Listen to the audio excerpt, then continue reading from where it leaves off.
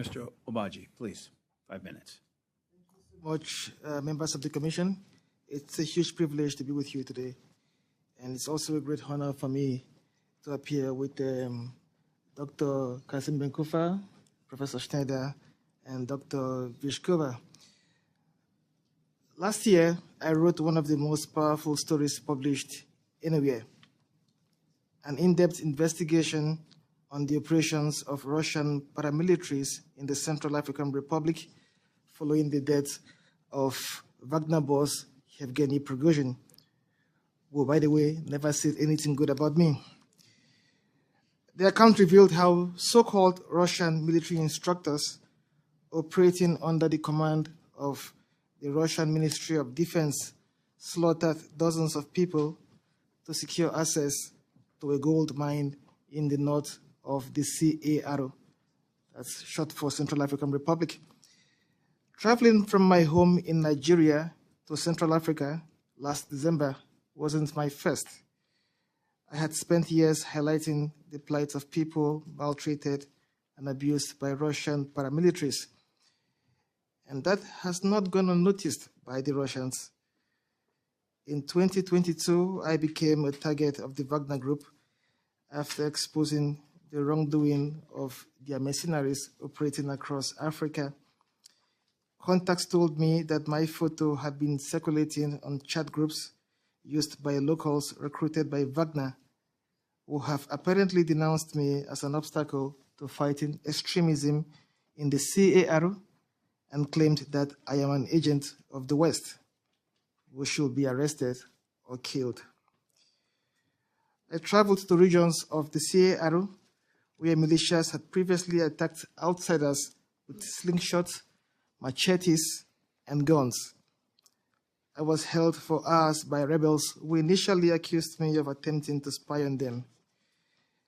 Days later, on the border with Cameroon, I was arrested, tortured, and detained overnight by Central African forces, acting on the orders of Russian paramilitaries after soldiers saw me interviewing artisanal miners who were attempting to flee the country following attacks on their community by Russian paramilitaries. Soldiers beat me, confiscated my phone and camera. No amount of intimidation was going to stop me from continuing my investigation. After the soldiers released me, I crossed into Cameroon, bought new equipment, and returned to the CAR to finish the work I had started. Now, the attack by Russian paramilitaries on locals in the northwestern Central African town of Koki, in which at least 50 villagers were killed, became an obsession for me, all the more because the victims were ordinary people who had done nothing wrong. I managed to interview 16 witnesses to the attack. They all told me the same thing.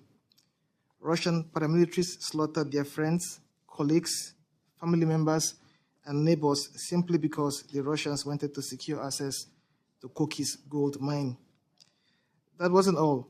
In the middle of December 2023, I traveled to Bois in the northwest of the CAR, where I interviewed a dozen girls who told me Russian paramilitaries lured them into a military base on the outskirts of the town and then drugged and raped them before administering contraceptive shots and pills to them. A couple of other girls described to me how Russian paramilitaries held them at gunpoint on their farmlands and then took turns raping them right in front of their family members. In Mali, where I recently interviewed women raped and abused by Russian paramilitaries, the Wagner Group continues to operate in the country on behalf of Vladimir Putin's regime, helping government forces in central and northern Mali carry out raids and drone strikes that have killed scores of civilians, including many children. Like in the CAR, Russian activities in Mali have exacerbated long-running lawlessness, corruption, violence, and human rights abuses with total impunity. Russia continues to be a primary purveyor of disinformation in Africa, sponsoring over 80 documented campaigns targeting more than 22 countries. The United States is also being targeted.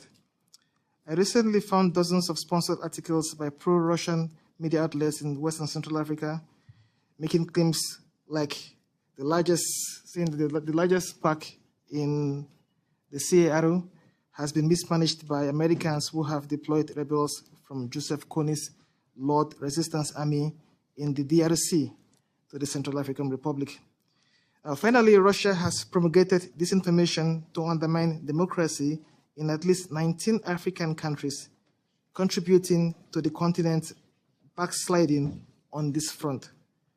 From Africa, Russia is also targeting American democracy. I look forward to your questions, and thank you for the privilege of testimony today. Thank you, Mr. Obaji.